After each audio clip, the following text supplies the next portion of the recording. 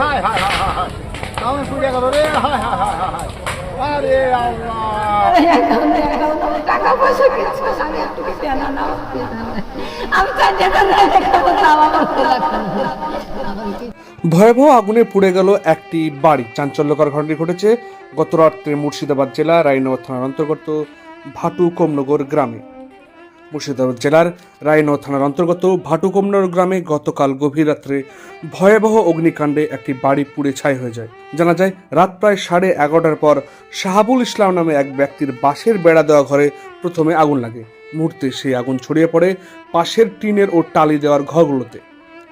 বাতাসের জোরে আগুন দ্রুত বিস্তার লাভ করে এবং কিছুক্ষণের মধ্যে পুরো বাড়িটি দাও দাও করে জ্বলতে থাকে। স্থানীয়রা আতঙ্কিত হয়ে পড়েন এবং আগুন নেভাতে বহু চেষ্টা করেন, কিন্তু সফল হননি। পানির পর্যাপ্ত ব্যবস্থা না থাকায় আগুন নিয়ন্ত্রণে আনা সম্ভব হয়নি।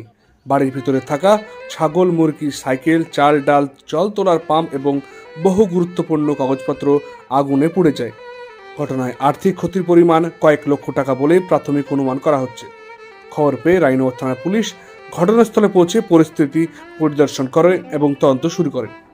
তবে কিভাবে আগুনের সূত্রপাত তা এখনও জানা যায়নি। তবে স্থানীয় বাসিন্দাদের ধারণা কোনো ধরনের শক সার্কিট বা মশার কয়েল থেকে আগুন লাগতে পারে। এই দুর্ঘটনায় গোটা এলাকা শোকস্তব্ধ হয়ে পড়েছে। প্রশাসনের পক্ষ থেকে ক্ষতিগ্রস্ত পরিবারকে সাহায্যের আশ্বাস দেওয়া হয়েছে। তবে এই দুর্ঘটনা গ্রামীণ এলাকায় অগ্নি নির্বাপন ব্যবস্থার দুর্বলতাকেই সামনে নিয়ে এসেছে বলে অভিমত এলাকাবাসীর। পুরো ঘটনা তদন্ত শুরু করেছে রায়নগর থানার police. Bureau report, news 4 Bangla.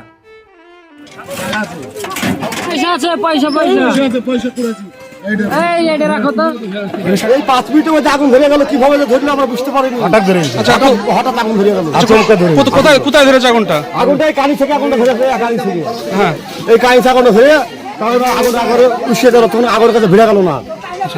আগুনের কাজটা আমাদেরকে শরীর দিয়েছে, আপাবের পাইলে যে জানলে পাইলে দিয়েছে। আচ্ছা, কটা ঘর ছিল এখানে? এখানে ঘর ছিল আপনার 1, 2, 3টে ঘর ছিল। ক্ষয়ক্ষতি কি হয়েছে? বিশাল ক্ষয়ক্ষতি, ধান, চাল, ছাগল, মুরগি সব ইত্যাদি যা ছিল সব পুড়ে গেছে। আগুনটা কিভাবে লাগলো আল্লাহ জানে, উপর আল্লাহ জানে, আর নিচে মাটি জানে, তাছাড়া কেউ বুঝতে পারবো না। আগুনটা কিভাবে আল্লাহ জানে, বুঝতে পারবো না। আমি সকালে রাঁধি, ছাগল দৌড়াচ্ছে, কষ্ট করে আমি দিয়ে বেড়াই, ঘুরে ঘুরে আমি রাঁধি না। আগুনটা কিসে থেকে ধরলাম বুঝতে পারবো না। আচ্ছা, কি কি ছিল ঘরে? 2 কুইন্টাল তাই ধান বেঁচে এতটা চাইলেও খাইনি, না হলে 20 খান কাপড় ছিল, ছাইয়া বিলাক নতুন আমাদের বাজার। তারপরে 3 কুইন্টাল রায় ছিল, গম তো দামে, 1 দাম গম আবার নিচে ছিল, গম বহু জিনিস, নাম কত করবো। একটা সংসারে কম দিই আমার ঘরে অ্যাকাউন্ট আমার টাকা পয়সা কিছু না, আমি একটুকু তেনা নাও বিধান নাই। আমি 4 টাকার রায় দেখাবো তাও আমার খোলা খানো না, আমার কিচ্ছু নাই। আমার কি মনে হচ্ছে কিভাবে লাগতে পারে আগুন? আল্লাহ জানে গো, এটা আমি বুঝতে পারবো না। আমি বুঝতে পারবো না। আগুনটা এদের কোনা থেকে উঠেছে, একদিনে খালি দিয়ে গেল। আর তোমার দেহ রাইলে আইসা বসতে পারেনি, মাথা আমরা থাকি ভোর বছর। হাওয়া থেকে হাওয়ার টানে দিয়ে গেল, কে বিড়ির মুঠা ফেললো, কে করলো আল্লাহ জানে। না যায়নি কেউ, না লোক বহু যেতে, লোক বহু গেলে আপনার। আচ্ছা, কটা ঘর ছিল? ঘর কটা পুড়েছে? এখানে একটা গোয়াল, একটা রান্না ঘর আছে, বড় ঘরটা টিনের ঘর, 3টে